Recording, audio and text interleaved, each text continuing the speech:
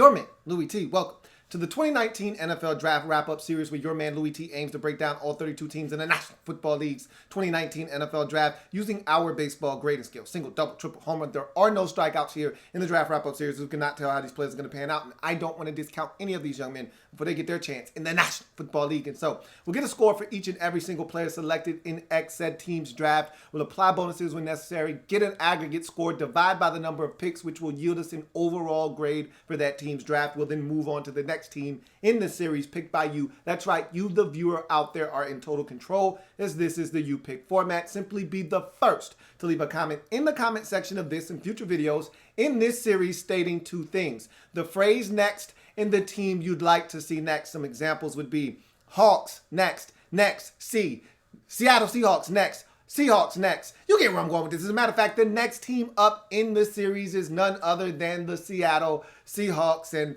I always love talking. First of all, I have nothing but the utmost respect for Carroll and Snyder and company out in Seattle. They are phenomenal. Okay, let me get that out of the way right now.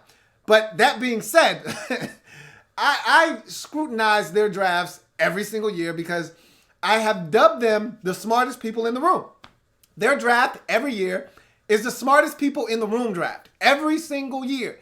And I talk to Seahawks fans every single year that are frustrated with the process. Look, they love the results because this team wins. Last year, I counted them out. And I wasn't alone, but I'm not going to speak for anybody else.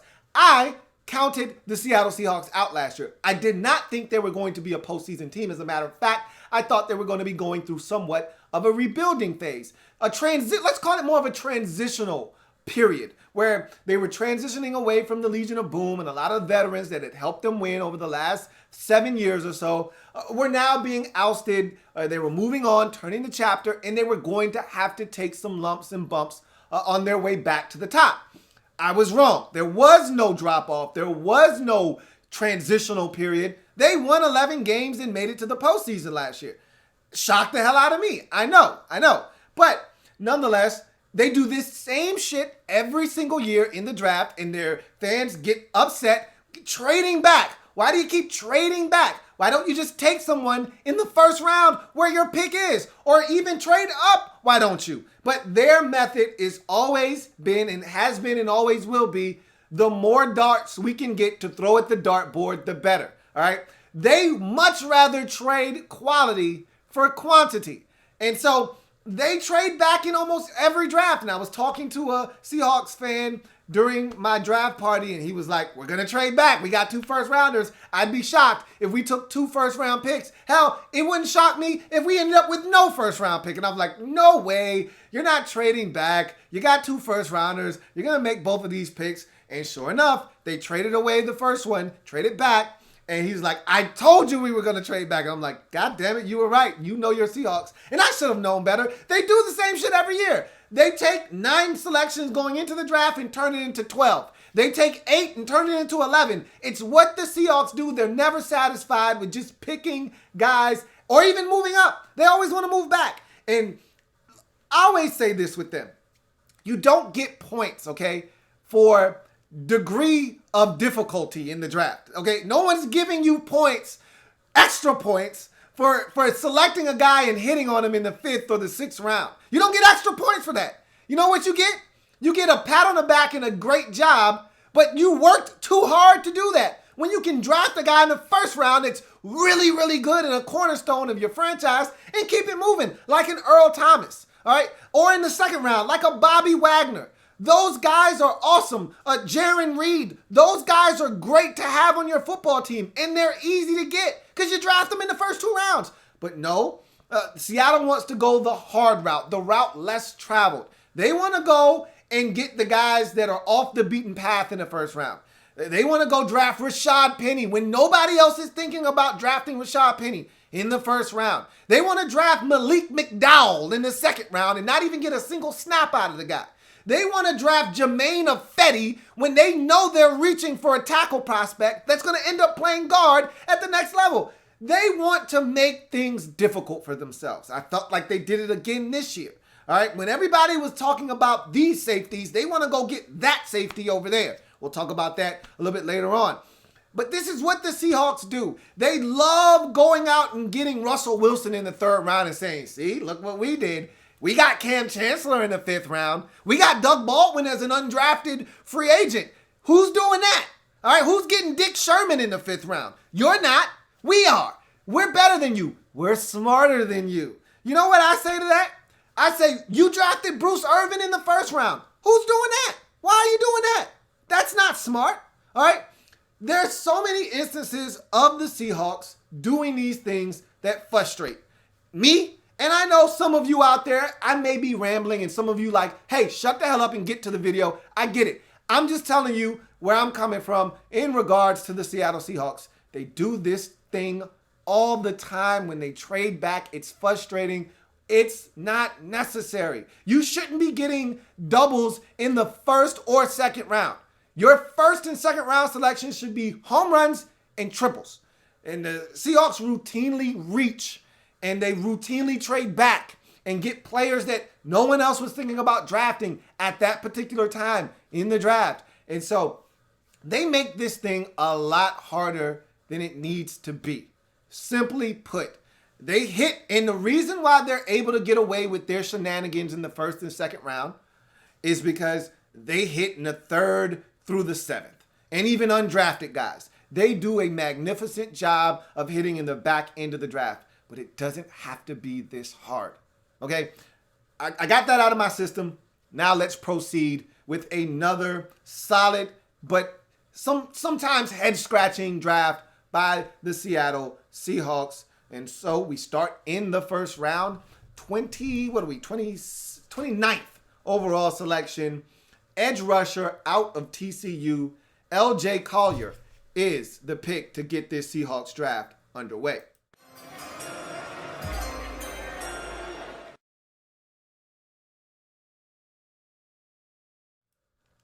All right, so L.J. Collier is the guy that I got kind of onto late in the process.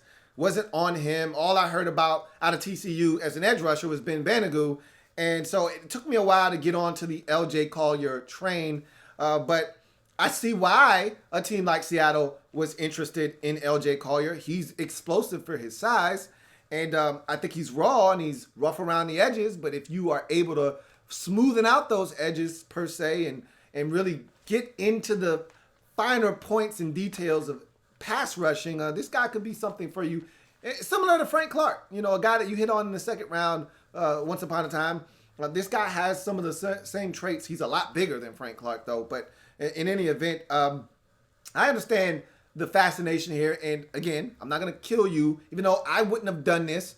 I get why you make this selection at this particular time. He's probably not going to be around at the time of your next selection. And so instead of having to package up picks to move up and get a guy that you could have just taken with your 1st pick, which is probably what you did last year with Rashad Penny in the 1st round. Again, I don't agree with it, but I understand the logic. I think you got a solid football player. We'll talk about him in a second, but let's look at these needs first and talk about why I selected these needs in the order of which I selected them for the Seahawks going into the draft. Let's take the first need off the board. It's the most eminent one of edge rusher.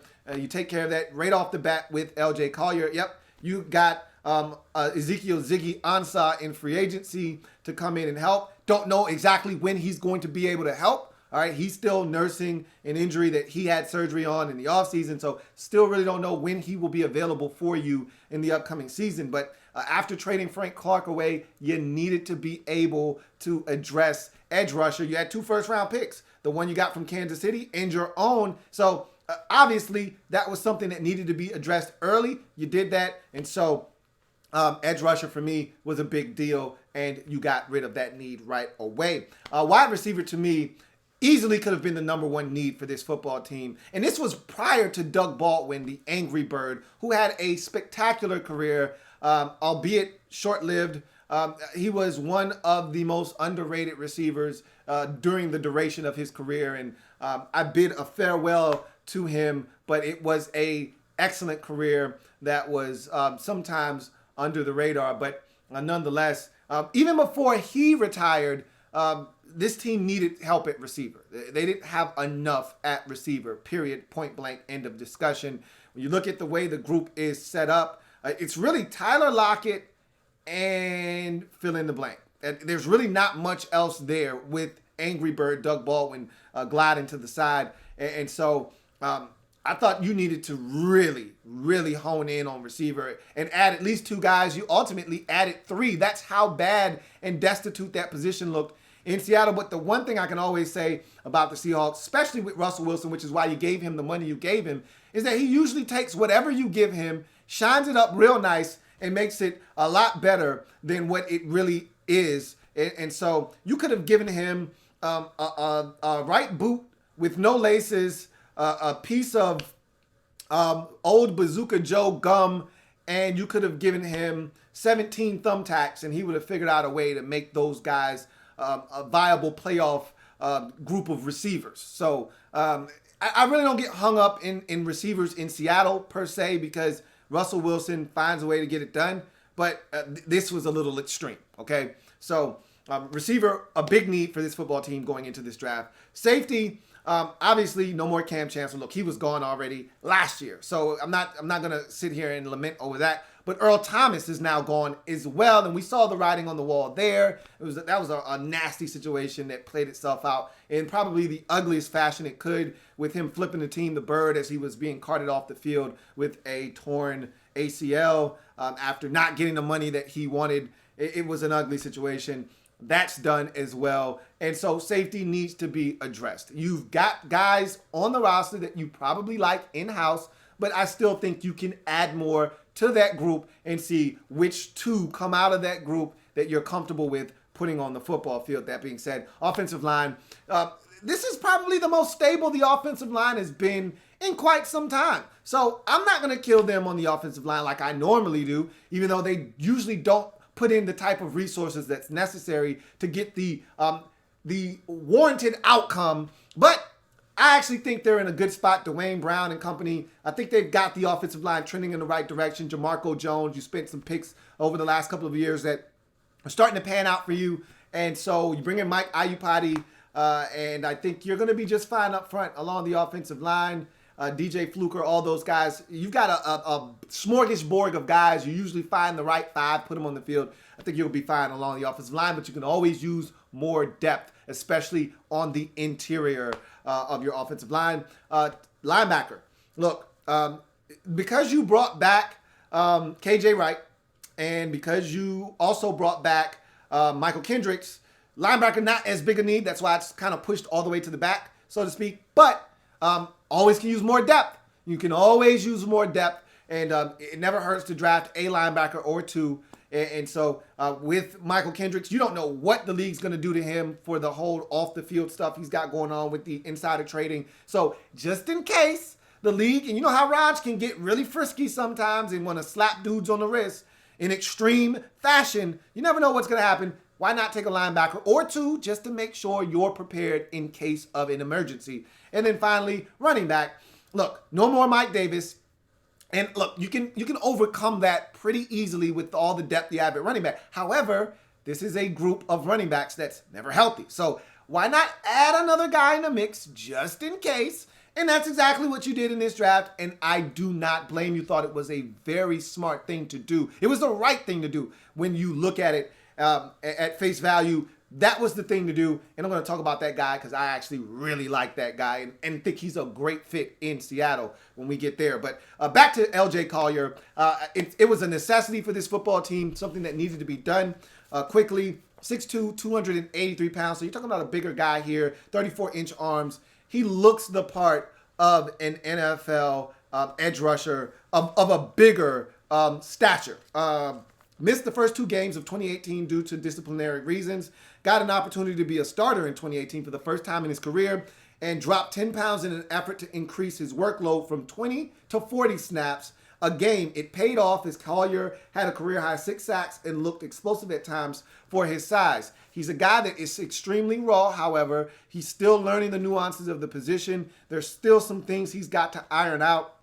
He's got to develop a pass rush plan. Don't think he's a guy that necessarily is setting up tackles and trying to get into their head. Because half of the battle as an edge rusher is the mental battle that you're going up against that tackle with. You're trying to outwit him mentally, because if you can get him guessing, if he doesn't know what's coming, it's sort of like a batter and a pitcher. If that pitcher has that batter looking fastball and he gets something off speed, or vice versa, he's looking off speed and he can't catch up to a 98-mile-an-hour fastball, he's just caught looking, strike three, he's walking back to the dugout. That's what you're looking to do to tackles as a pass rusher. You're looking to get this guy looking for the fastball outside, and then you go inside, he can't adjust. Now you get a straight beeline to the quarterback, sack, force fumble, and all of a sudden everyone's dancing, patting you on the head, and you just made a huge play for your team.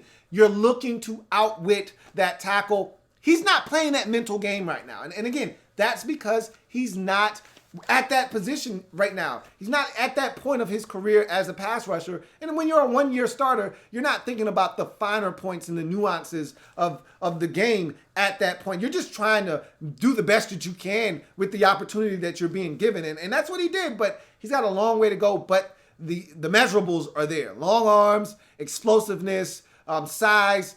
He's got power. There's a lot of things that L.J. Collier brings to the table, but he's just raw. He's got some work to do. You iron out some of these wrinkles, and you could have yourself a Frank Clark type of production out of L.J. Collier. And if you get that, you'll feel really good about not paying Frank Clark what he got in Kansas City, and also getting cheaper labor for the next 5 years, essentially, with a guy that can help you in the immediate to maybe potentially long-term future. We'll see, but solid selection. My comp for him is Tamba Hali. Similar stature. They look the same in terms of arm length. I see the same kind of get off on the snap. A lot of what Tamba Hali was when he was at his peak in Kansas City, he was one of the better edge rushers in the league.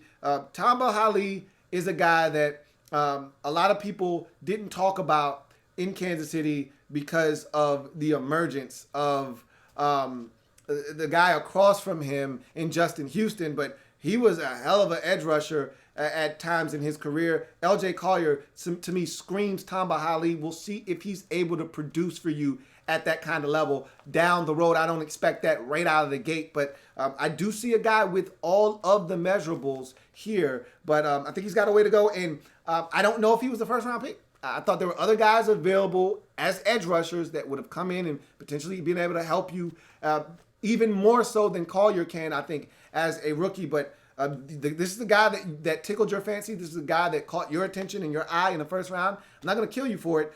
First round, 29th overall selection, edge rusher out of TCU, L.J. Collier for me is to get this draft started for the Seattle Seahawks.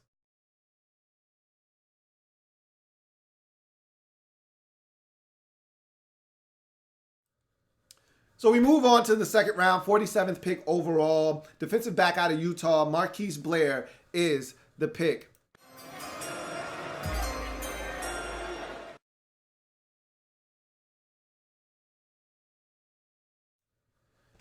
So this is where things get a little interesting for me. I said you needed a safety, so let's go ahead, take safety off the board.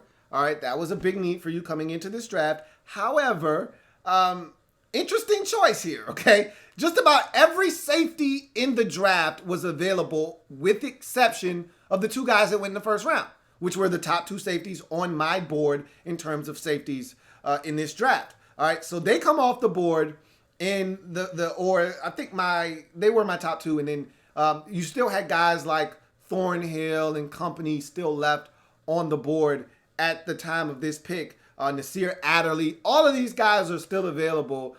And you go Marquise Blair. And that was a head scratcher. I talked about it on the draft party. I'm not going to lie to you. I didn't know a lot about Marquise Blair, so I didn't want to just come out and just blatantly slam you, but I still was somewhat questioning the pick. And I said, you know what? This is so Seattle. This is so Seahawkish right here. This is what they do. Everyone's staring over there. They're over there doing their own thing, all right? Everyone's walking down that path. Seattle's like, nah, we're going to go this way. And so I watched him on tape. I understand the infatuation with him, all right? 6'1", 195, 31-inch arms, 4'4", 840. Those measurables don't get you excited, okay? Sounds more like a corner than a safety. Yep, sure does. But here's the thing with Marquise Blair. An over-aggressive safety that throws his body around, but at 6'1", 195, isn't built to do that consistently. All right. While his aggression is admired, it's also a gift and a curse. Missed tackles, over pursuit, and targeting penalties have been a part of Marquise Blair's body of work. His best work is done at or around the line of scrimmage, and although he's a sub-4, 540 guy, he's more of a deep half of the field safety than a single high safety. And also not a huge fan of him over the slot either. So a lot of his best work to me is done 7 to 10 yards and into the line of scrimmage. I don't like him away from the line of scrimmage. I don't think he's at his best away from the line of scrimmage. And they used him in that capacity at Utah for the most part, where he was an 8th defender in the box. He was a blitzer. He was a guy that was very nosy up around the line of scrimmage, a help in run support. He's a guy that will come up and tackle, loves to hit, very physical. All of these things are great attributes to have, but when you're a $195 soaking wet, how can you stand up to the kind of physical play that you endure just being a safety, and then adding on to the fact that you love throwing your weight around and aren't afraid to just mix it up? I just don't see a guy like him being able to sustain a 16-game slate playing the way that he does. But that being said, second round is a little rich for my blood with the skill set that he has. You know, I want a guy that can do almost everything if I'm taking you in the second round as a safety. And I think he's got limitations. I don't think he's a rock and roll safety. What I mean by that is I don't think he can play both free and strong. I think he's primarily and predominantly a strong safety, and that is it. And essentially what you're looking for here, because that's what Cam Chancellor was in your defense. In Seattle, we all know they played primarily cover 3, and one of the safeties is generally down in the box and an underneath zone defender, which fits Marquise Blair to a T. So again, the Seahawks are drafting for their football team, so I cannot blame them for that. He fits that Cam Chancellor role very well as an underneath physical presence that can play the underneath zones but be an 8th defender in the box. I just thought that if you were going to do that, there were still other guys available on the board that may have fit that a little bit better. But again, I'm not going to knock you for doing what you felt like you needed to do at this particular point of the draft. So it is what it is. My comp for him is Brandon Merriweather.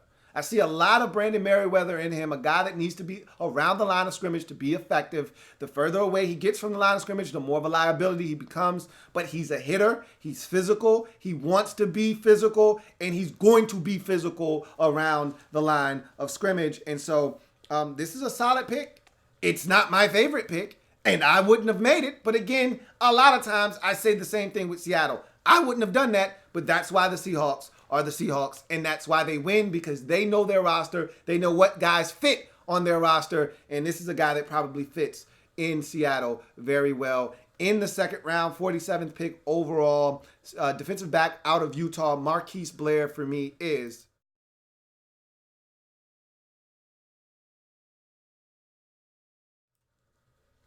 So all of that trading back netted you a bunch of early to mid-round picks. You had a ton of 4th rounders, an additional 2nd rounder.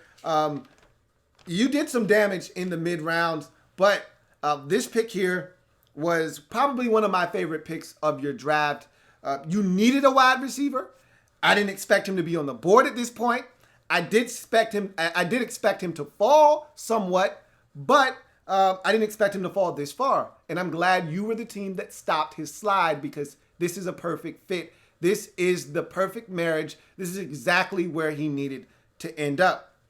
Second round, 64th overall pick, wide receiver out of Mississippi, DeKalin Metcalf is the pick.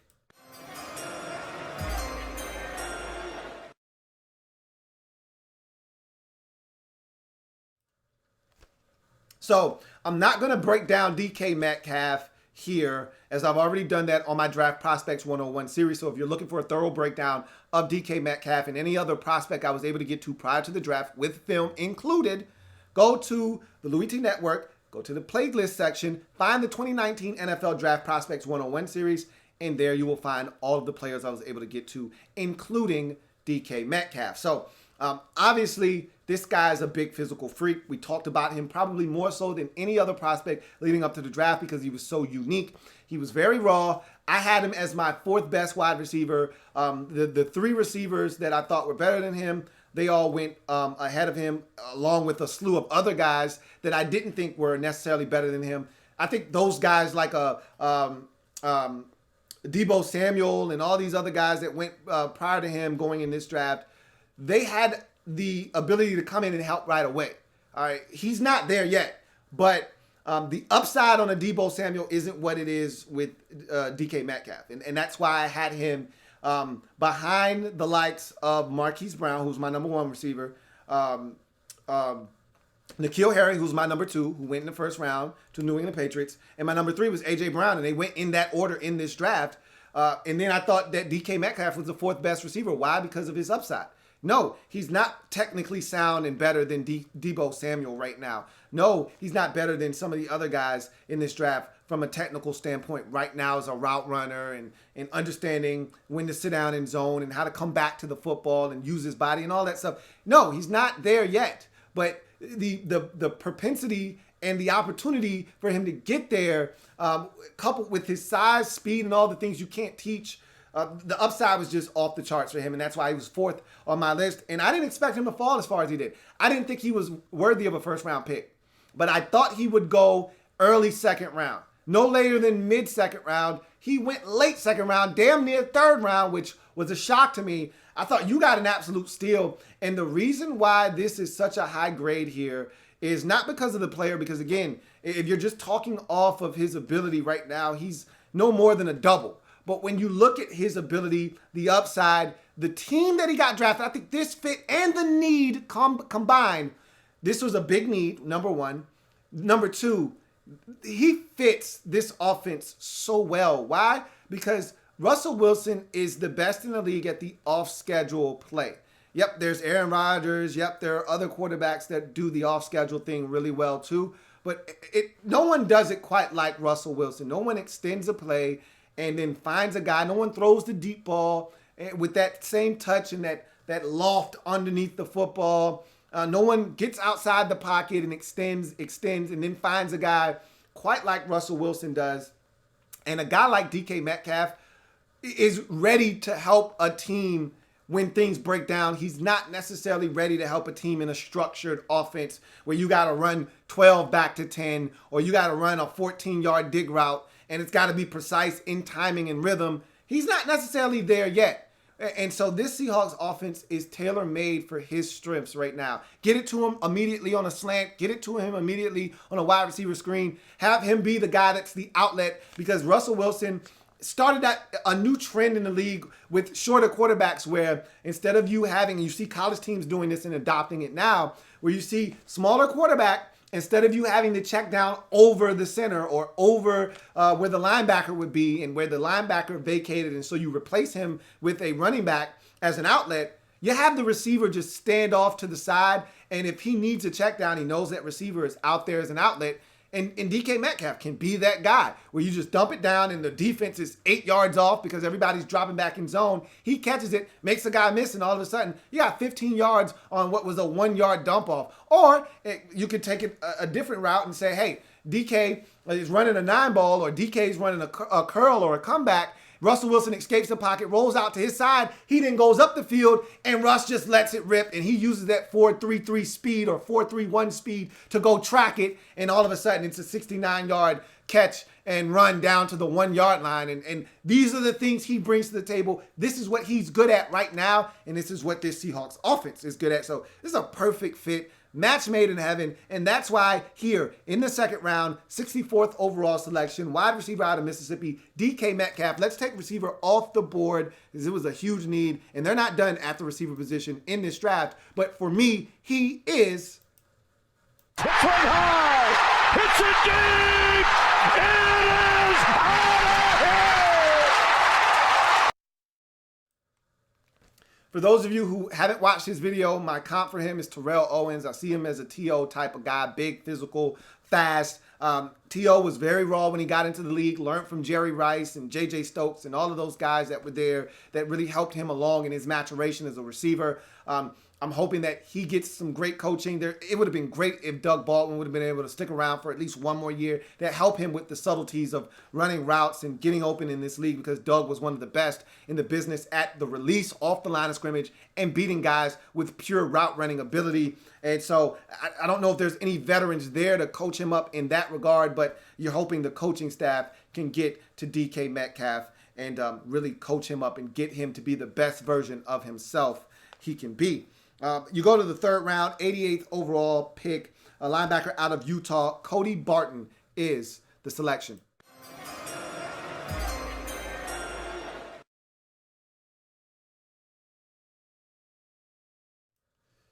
So you see this a lot with teams, and I've noticed it a lot with this particular year's draft, where teams doubled down on players at a particular school. So obviously you've got area scouts and you've got guys all over the country, and you may have a scout that vouches for one player, and while you're there, you're like, hey, this guy's pretty impressive too. And you get not one, but two players from the same school. I've seen a number of teams. The Chargers took 2 Notre Dame Fighting Irish players. The Raiders took 19 Clemson players. You see it often, and here you're seeing the Seahawks double down on a couple of Utah players within their first 4 picks in this draft. Cody Barton is an interesting player, linebacker out of Utah, really athletic guy, finds the football, and that's something that the Seahawks were identifying as something they were looking for in this particular draft, because both of the linebackers that they selected really do a great job of finding the football and use athleticism and great instincts to get them there. Cody Barton is one of those guys, 6'2", 237, 32-inch arms, 4'6", 440. So you're talking about an athlete here.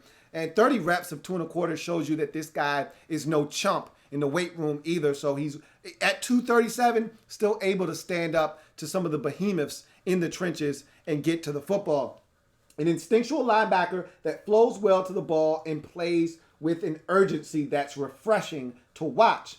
In his haste to diagnose plays, however, he'll quickly overrun and lose gap integrity sometimes. But his ability to chase plays and be around the action will be his calling card at the next level. He'll offer immediate special teams value and a chance to help on defense down the road. Lacks playmaking ability as a zone dropping defender, but makes up for it with his instincts in the run game. So what I'm telling you essentially is this is a 2-down linebacker that, unless he gets better in the pass dropping department, is probably going to remain a 2-down linebacker that you take off the field on 3rd downs. He's got the athleticism to be a 3-down linebacker, but I don't think he has the playmaking ability to be a 3rd down option. We'll see what happens, but right now he's just going to start off as a guy that helps you on specials. I think eventually you're going to see a lot of Cody Barton on the football field at the linebacker position. Let's take linebacker off your list of needs as you address that here, but you're not done. You'll get another linebacker in this draft. So this is a guy that I really like. I think he brings a lot of value to the table. When you watch him, does a great job of tracking plays down from behind. Also does a great job of beating offensive linemen to the spot. Guys want to get to a specific spot to meet guys at the apex of a run, to get to their block, to be able to get that reach block, to be able to get to the second level and seal off a defender. He beats them to that point most times than not, which allows him access to the ball carrier and a lot of times in the backfield. So this is a guy that is very instinctual. It can get him into trouble at times because he can over-diagnose the play and then overrun it. However, he's a guy that generally finds himself in the right place at the right time, which is going to bode well for him in Seattle. My comp for him is Jake Ryan, the ex-Michigan Wolverine linebacker that was selected by the Green Bay Packers in the draft some years ago, now in Jacksonville. Really solid pro thus far in his career, and I see a lot of the same similarities, same size, same abilities as a Cody Barton here in the 3rd round, 88th overall selection. Linebacker out of Utah, Cody Barton for me is...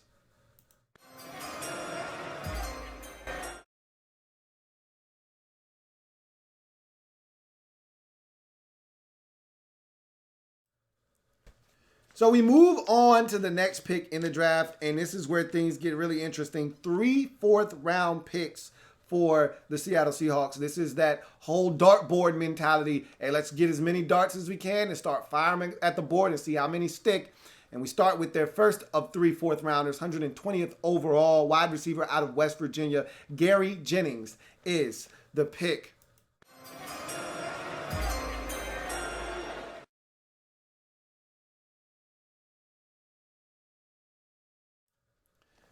So Gary Jennings is so Seattle Seahawkish.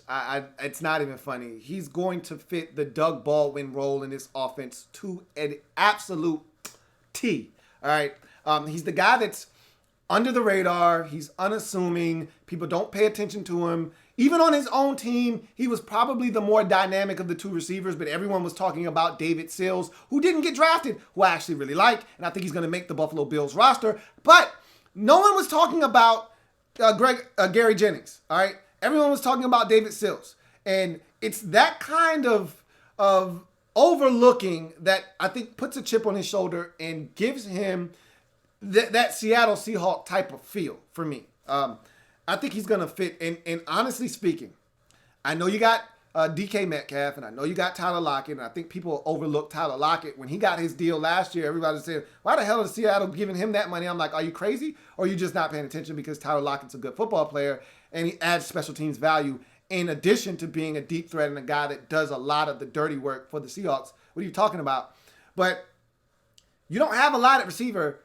I think you actually need Gary Jennings' production in year 1. I may be crazy for thinking that, but I not only think that this guy's going to come in and get a ton of reps, I think you need him to produce like 48 catches for 564 yards in his rookie season. Like, I think you need that production from him. I don't know what you're going to get from DK. I know what you're going to get from Tyler Lockett, but I don't know what you're getting from anybody else. So you actually may need, and because there's no Doug Baldwin, you may need Gary Jennings' production. That's what I'm saying, and that's how I feel, but I think he can produce for you. All right, 6'1", 214, 4'4", 240, 37-inch vert. All of these numbers really good for the wide receiver position.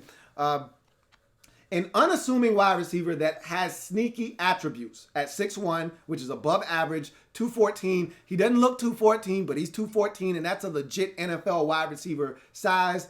4'4", 240, which is exceptional speed, although he does not play at that speed most times. And 37-inch vert shows the explosiveness and the ability to go up and get the football. That played in an explosive offense and continually made plays. While he doesn't always play to the 4.42 time speed he was clocked at the combine, there are enough examples of him getting behind unsuspecting cornerbacks, and his routes can be a little bit sharper. I think that's something he needs to clean up at the next level. Again, I wish Doug Baldwin were here for these guys because Doug was one of the best in the business at running routes and breaking dudes off. But his toughness, catching the football, and as a blocker, coupled with his athleticism, makes Jennings a solid NFL prospect. I really think you're getting a good football player here, one that not enough people were talking about during this draft process.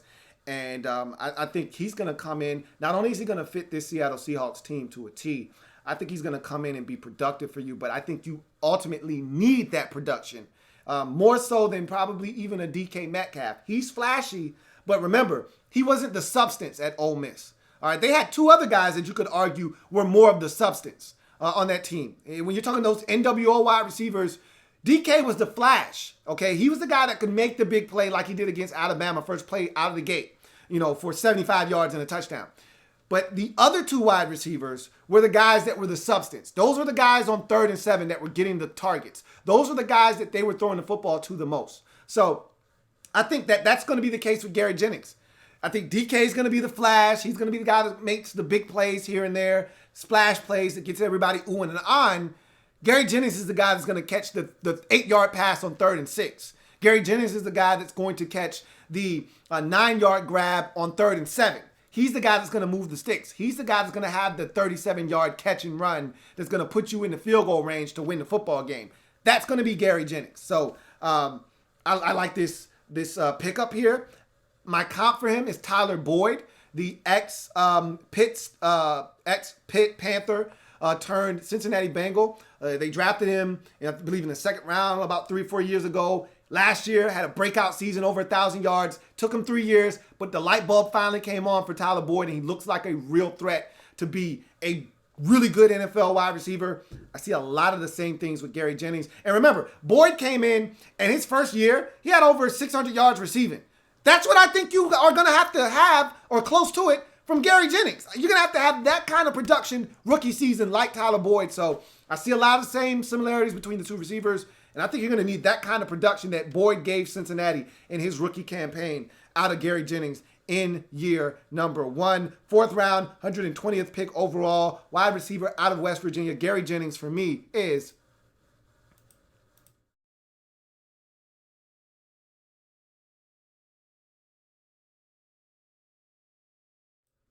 so we move on to the next 4th round pick, 124th overall. Offensive lineman out of Wake Forest, Phil Haynes is the pick.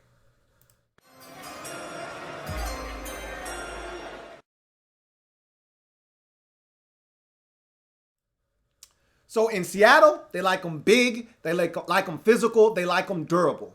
All of those things are Phil Haynes. So in that regard, he's going to fit right into this Seattle Seahawks offensive line. They've got a bunch of these guys on their roster, and he may ultimately be better than most of them when it's all said and done. 6'4", 322 pounds, 33-inch arms, 47 career starts, 25 of them at left guard, 13 at right guard, and 9 at right tackle.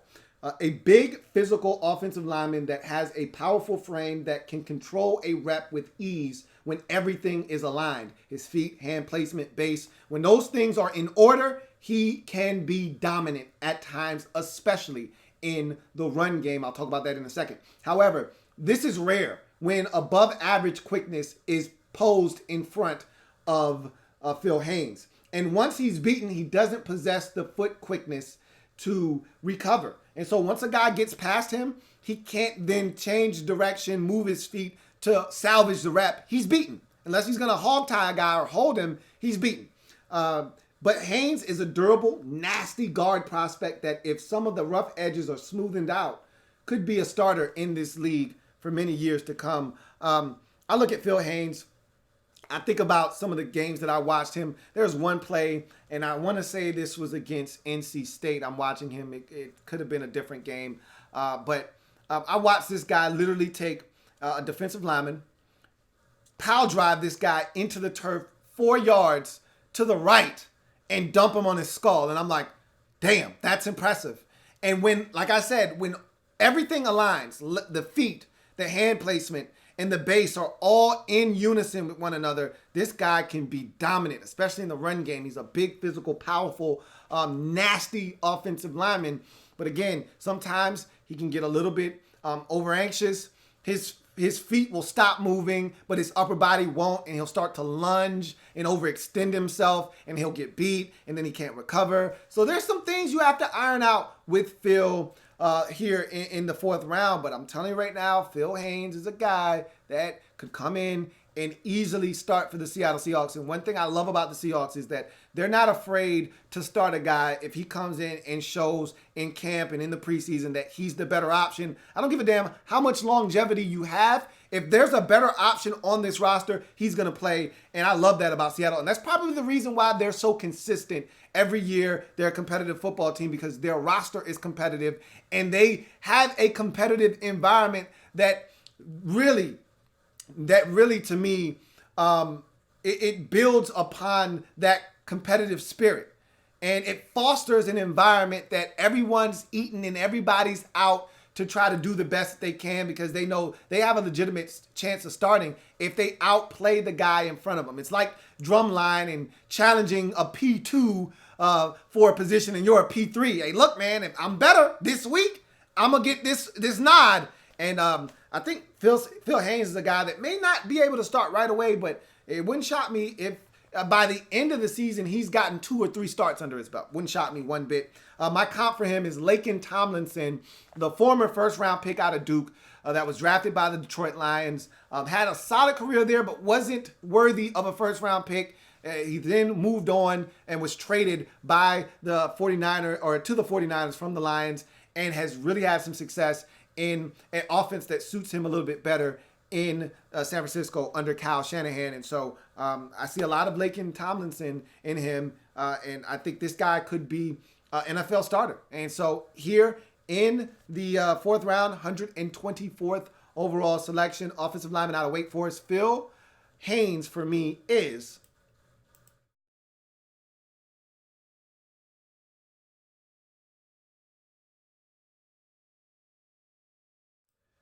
So we move on to your third and final fourth round pick, 132nd overall, defensive back out of Oregon, Ukuchu.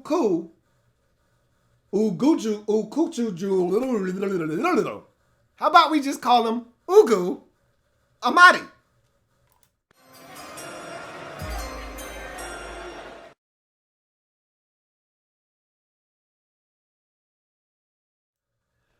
Ugo Amadi. I'm not going to do that again.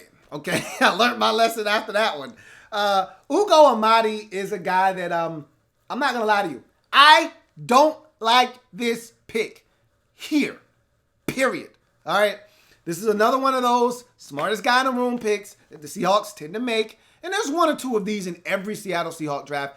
I don't mind the smartest guy in the room pick here in the fourth round because it's the fourth round. Now, when you got 3 fourth rounders, you're bound to stink one of them up, okay? So this is the one that stinks, all right? However, I don't and can't stand and don't like the one that comes in the first or the second round, all right? That's not this. So here's my issue with Ugo Amadi, all right?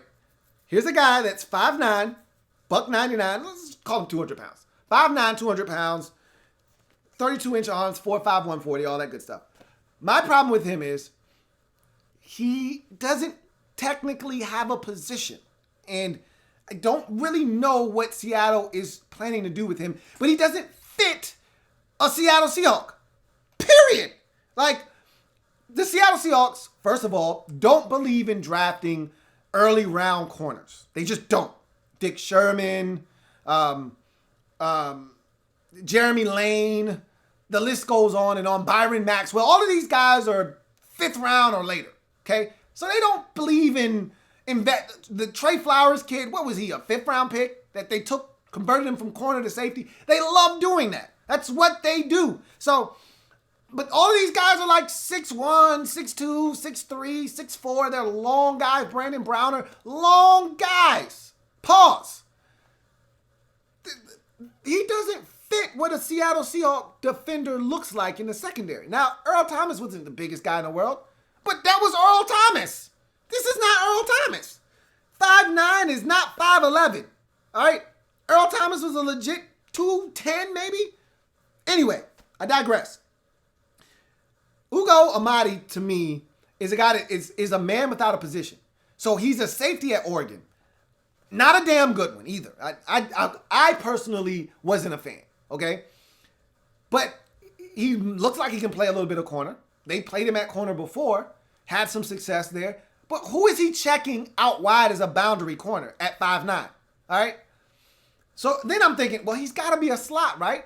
He doesn't have slot feet. He doesn't have slot quickness. He doesn't have the ability to stick with the slot guys that are jitterbugs in this league. He doesn't have that ability.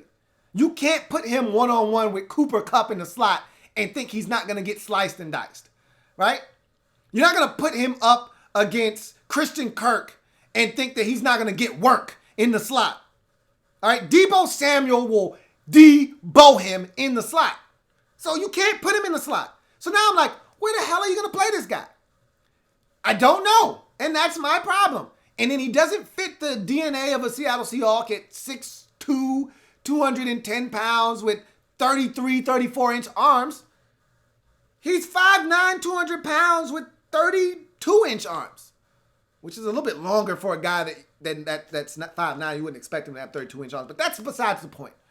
He's not a slot, which his size says he's supposed to be. He's damn sure not a free, which the Seahawks have him classified as a free safety.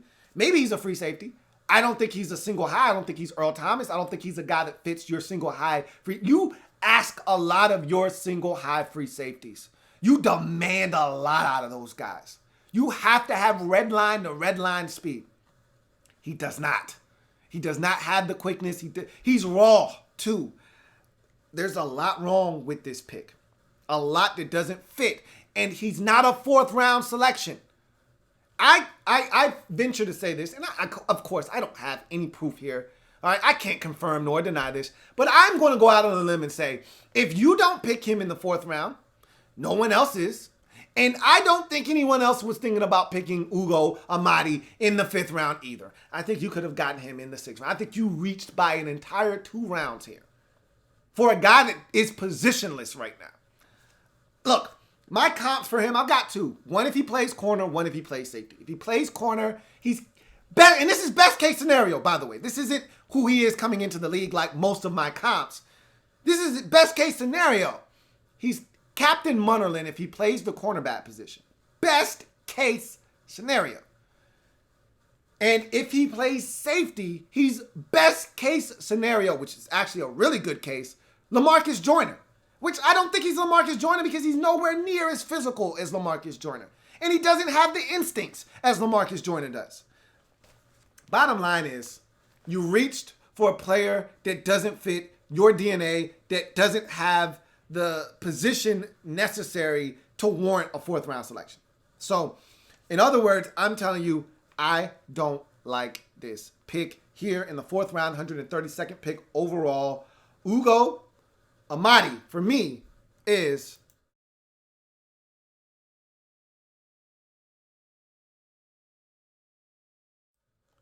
so we move on to the 5th round now, 142nd pick overall, linebacker out of Washington. Ben Burr-Kirven is the pick.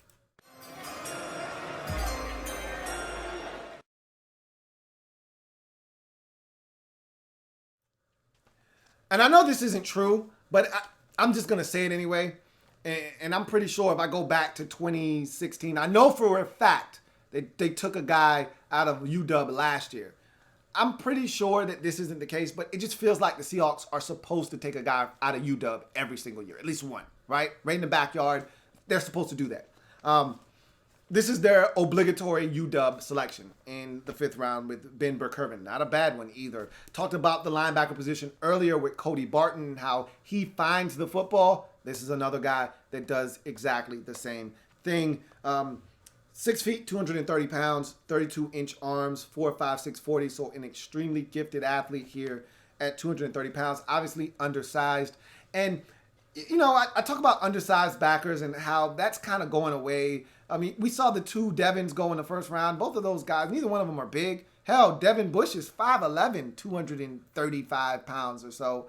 And Devin Bush is 6 feet, maybe 6'1", at most 230, 235. Like, the whole undersized thing is being blown out of proportion, but they have different body types than that of a Ben Burr-Kirven, who looks like a safety, trapped in a linebacker's body, or vice versa, I guess. Anyway, ultra-productive energizer backer that uses keen instincts to find the football over and over and over and over again. Guy had 176 tackles in 2018. Let me repeat that for those of you who are hearing impaired or didn't understand what I just said. He had 176 tackles last year. That's not for his career, just last year. Okay, 94 of them solo tackles. Despite his diminutive stature, Burr-Kirven continually shows up uninvited to crash offensive parties, making plays in a multitude of ways.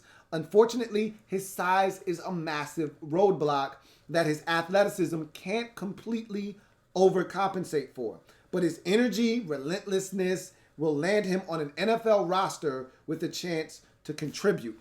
So, unlike the 2 Devins, unlike some of the guys that we've seen go off the board relatively early, first 2 rounds of a draft, like a Deion Jones a couple of years ago for the Atlanta Falcons, he has a different body type than those guys. Those guys were a lot more thickly built. Even though they were, Deion Jones' size, he wasn't even 230. He was like 227, 224. But he was so thickly built that it just kind of changed the dynamic of you looking at him as an undersized backer, even though he was an undersized backer. Ben Burr-Kirven has kind of a gangly look to him that if he is contacted, you feel like he's going to get blown out of a gap. But this is a guy that just finds the football. I don't know how he does it other than anticipating and having the instincts to see something happening and then attack downhill. He fires his gun at will. He's got infinite bullets because he's always getting into the backfield and making something happen. But you just don't see him being able to continuously do that at the next level consistently the way he did it at UW. And that's why he's sitting here at 6 feet 230 with a frame that doesn't suggest he'll be able to get away with that at the NFL level. But much like Cody Barton, this guy's going to find the field. I'm convinced, especially in Seattle where they give guys opportunities if they earn it. This guy's going to work hard in practice. This guy's going to be someone that on tape, you're just going to continuously see him showing up and saying, hey, we got to give him some reps and see what he does with them. So he's going to get a chance, I think, not only to make this roster, but to actually be a contributor sooner rather than later. My comp for him is a guy that I absolutely loved out of Boston College a couple of years ago that the Buffalo Bills took right around this same point of the draft, and Matt Milano. Loved Matt Milano coming out of BC. Just a big ball of energy. Milano's coverage skills were better than Ben Burr-Kirven, which is why I think he received a higher grade. But similar ability to get to the football, similar tenacity and energy. I see a lot of that here in Ben Burr-Kirven here in the 5th round, 142nd pick overall linebacker out of Washington. Ben Burr-Kirven for me is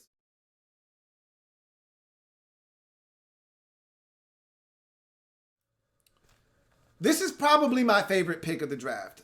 The most impactful one might be the best value, I should say, probably is DK Metcalf in the 2nd round, pretty much 3rd round, getting him there. This to me may be the best pick of your draft. 6th round, 204th overall selection. Running back out of Miami, Travis Homer is the pick.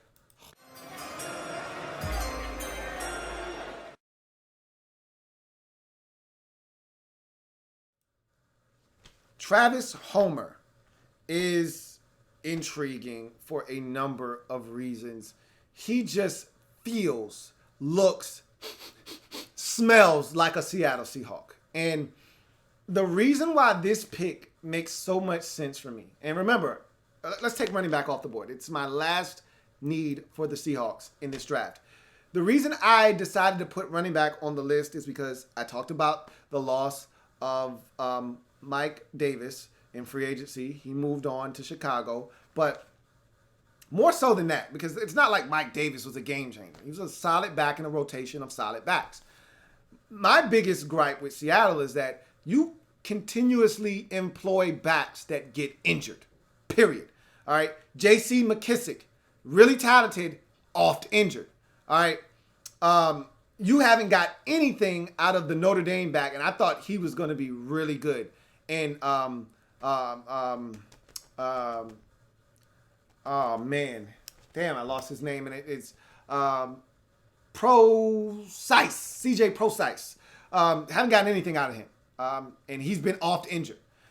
You look at Rashad Penny, had an injury-riddled rookie season, but was effective when opportunities presented themselves, and he was healthy. But he's a guy that isn't afraid and isn't opposed to getting injured. And then obviously, Chris Carson, really talented, oft injured. So bottom line is, at least one of those guys, if not two overlapping each other, is going to be injured at some point in 2019. I can assure you of that. At least one, if not two of those guys at once are going to be injured. You're going to need someone to step up. That's why Mike Davis was so important, because these guys would tag each other in. Hey, Mike, you injured? Nah, I'm good. All right, tag you in. I got a hamstring. Then Mike's like, oh, man, had a couple of really good games, but I just hurt my ankle. Hey, Chris, you ready? Yeah, I'm ready. Tag you in. Now, all of a sudden, when those guys decide to get injured and want to tag someone in, enter in Travis Homer. All right, 5'10", 201, 4'4", 840. Don't mind that though. 39.5-inch vert shows you explosiveness. 10.8 broad shows more explosiveness. Don't mind any of that. All right. A Marshawn Lynch mentality in a Christian McCaffrey body. Travis Homer is a unique prospect entering the league. He runs like a first and second down back, but catches, protects, and has the body of a third down back. And despite his 4.48 speed, he posted at the combine in Indy, he doesn't play at that speed. I watched him versus UVA. Bust out a big run, and he looks like he's heading for the end zone. And this is going to be an 83-yard touchdown run. And it's perfectly blocked, and he ran it perfectly. It's outside zone. He takes his foot, sticks it in the ground, gets up the field. He's off to the races, and a guy hawks him down about 17 yards short of the end zone. I'm like, whoa, where was that 4.4 speed at, buddy? So he's probably more 4.55, 4.57-ish. But in any event, still does have some MYM, make you miss, capabilities, but doesn't always display the vision that elite runners do. However, his toughness, his third down ability, coupled with his special teams ability will make Travis Homer a coach's favorite on this roster. He's already one of my favorites. Watching him run, he runs so tough with the football in his hands. He's so tough without it in his hands as a pass protector that he's, going to see the field in some capacity in his rookie season. And with the injuries to the running back position that happen in Seattle every year, he's going to get reps. He's going to get an opportunity, and he's going to tear some shit up. And the coaching staff is going to have a tough decision to make. And they're going to probably say, you know what? We can't take Travis Homer off the field. I'm telling you, if it's going to happen, whether it's in week 7, week 11, week 13, week 15, Travis Homer is going to get in the game. He's going to light it up. And the coaching staff is going to look all at each other and say, how can we take this guy off the field? He's going to have to get more reps. And I'm just telling all of the running backs, I'm just giving you a PSA right now. Note to running backs in that backfield, stay healthy this year. Because Travis Homer is the type of guy that gets on the field and coaches are going to love what he brings to the table, and he's going to make it hard for them to take him off the field. I'm just telling you. All right, if this guy were 215 pounds, if this guy were 220, he'd be a third round back. If this guy had elite vision, that would bump him up with the 215 pounds, I might add, that would have bumped him up to a second or a first round back. But because he's 201 pounds, because he doesn't have elite vision, because he's Travis Homer, he's here for you to take in the 6th round. I'm just saying this guy's really good. And if you want to trip in the backfield, J.D. McKissick, all right, you want to get injured, he can catch it, all right? Now, he may not be able to run routes and do the things that you do, but he can catch it. He can pass protect. All right? He can run in between the tackles. He can run outside. Now, he doesn't have the speed as a Rashad Penny. But a guy like Chris Carson, who is a bigger back, he can become one of those guys that kind of fades to the back with a guy like Travis Homer ascending because he runs just as hard as a Chris Carson. Told you, he's got a beast mode mentality in a Christian McCaffrey body. So, man, I really love this pick here in the 6th round, 204th overall selection. Running back out of Miami, to me, fits this Seahawks roster to a T. Travis Homer, for me, is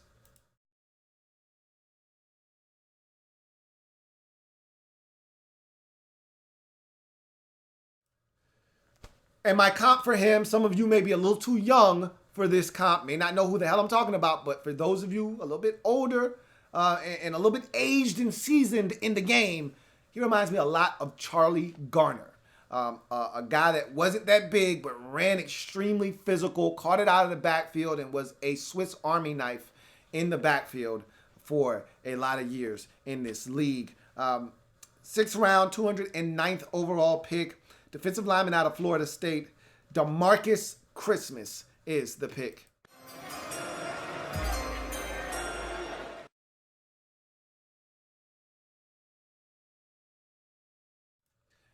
I'm going to be brutally honest with you. it's not going to be a Merry Christmas for DeMarcus with this breakdown. It's going to be quick, to the point, and very succinct. 6'3", 294, 33-inch arms, a solid interior defensive lineman with average everything. Average size, athleticism, length, motor, production. He screams journeyman backup with little to no upside. I've seen plenty of these types of guys come into the league. These are the guys that really frustrate me because there's talent there, but you never get the most out of them. You never are able to fully tap into all the talent that they possess. They could look like a great player on one snap, and then the next snap they look just as average, or as a wise man once told me, they just look like ordinary people, you know? And I see this guy looking like ordinary people more than I see him looking like a standout.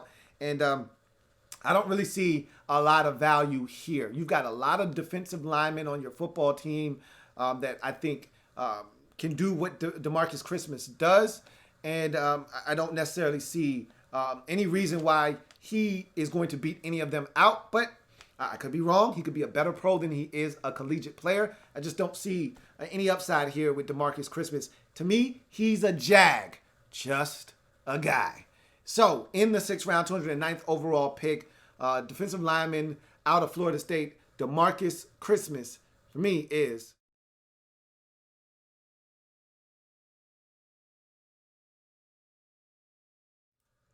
my comp for him is ex-Florida State Seminole, ex-Detroit Lion, Andre Fruellen, another one of those guys, really talented, but you just never really know what you're going to get.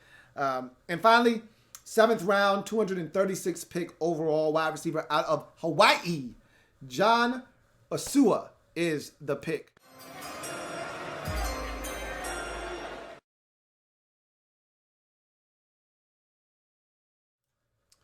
So really quick on John Ursua. So every team in the league should have a John Ursua on their team. One of these shifty slot guys that's hard to cover with extreme quickness, in and out of breaks. His 3-cone was ridiculous at his pro day. 5'9", buck 78, 4'5", 840. Doesn't really scare you vertically with that 4'5", but he did it on a bum hamstring, so he may be even faster than that. Looks a little faster than that on tape. Not much faster, but faster than 4'5", 37-inch vert and a 6'7", 3-cone, which is elite, would have been tied for the best at the combine. Speaks volumes to his quickness. You see it on tape, in and out of breaks, breaking dudes off. He's going to get open, all right? Now, here's the problem with John Ursua, excuse me. This is a guy that, on tape, had some drops. I'm not comfortable with him leaving his feet. A lot of his drops took place when he left his feet to go up and get the football. He's got to catch the football over the middle of the field. I think sometimes when you're a smaller guy and you're trying to catch it over the middle of the field, you're thinking about the impending punishment that's coming your way. This guy's a buck 78, all right? So you're talking about a buck 80 over the middle of the field with linebackers and safeties potentially bearing down on you. It's not a very welcoming prospect. And I think he's thinking of, man, am I about to get lit up here? How much does this catch mean to me, really? And my thought process, being a guy that has played receiver, not at a high level, granted, but I've taken my fair share of shots in the day. You're going to get hit anyway, right? Whether you catch it or you don't catch it, they're still going to light your ass up. So you might as well catch the football. I can always tell you this. Getting hit always felt a little less threatening and a little less vicious when I had the ball when I got up. So in a brief synopsis, I think that this guy can easily make this football team. You don't have a receiver on the team quite like John Ursua. John Ursua. I'm just telling you that this guy, to me, is a guy that you should have on your roster. Every team should have one of these jittery slot guys, like a Cole Beasley, like a Jamison Crowder, like a Danny Amendola. These guys win. They win consistently, and they're hard to cover. My comp for him is Chad Beebe. Similar size in Minnesota. His dad was a Buffalo Bill. He is a quick in and out of break wide receiver that I think is going to get more opportunities in Minnesota to play. And if he does, he's going to start to make plays for that Vikings offense. And I see John Usura as a guy that, if given opportunities, he could make some plays. All right. I like him. I like his fit in Seattle because you don't have a guy currently on the roster quite like him. And you really haven't had a guy like him. This size, with this ability. Tyler Lockett isn't that far off, but Lockett's a little bit bigger. So this will be interesting. This will be a really interesting pick to see if he can make the roster as a 7th round pick. But 7th round, 236 pick overall, wide receiver out of Hawaii, John Usua, for me, is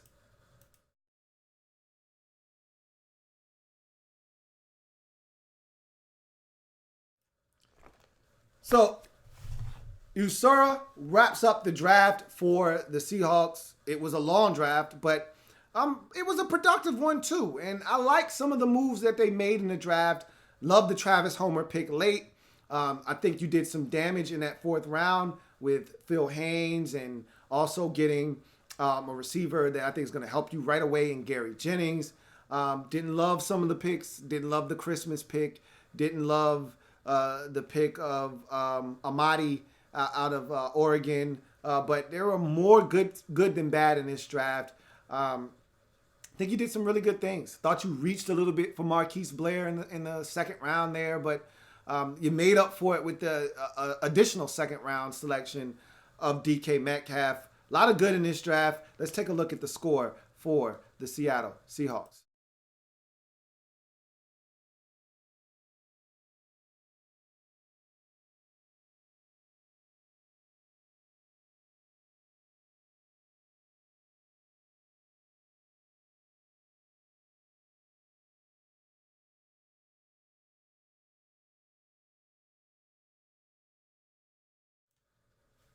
So that's going to do it for the Seahawks in their 2019 NFL Draft Wrap-Up. I'm your man, Louie Tee. Thank you for joining me. Remember, if it's not your man T, it's not the best NFL coverage it could be. And if you haven't already done so, what are you waiting on? Subscribe to the Louie Tee Network for more great content. Also, check out the podcast, Louie Tee Network Podcast, available on Stitcher, Google Music Play, Apple Podcasts, Stitcher, TuneIn, Spotify, and of course, the website, LouieTeeNetwork.net. I'm your man, Louie Tee, signing off. Until next time, you guys have a good one. And make sure you turn on that notification bell so you don't miss any Seattle Seahawks content or any of the other 31 teams in the National Football League. Louie Tee Network.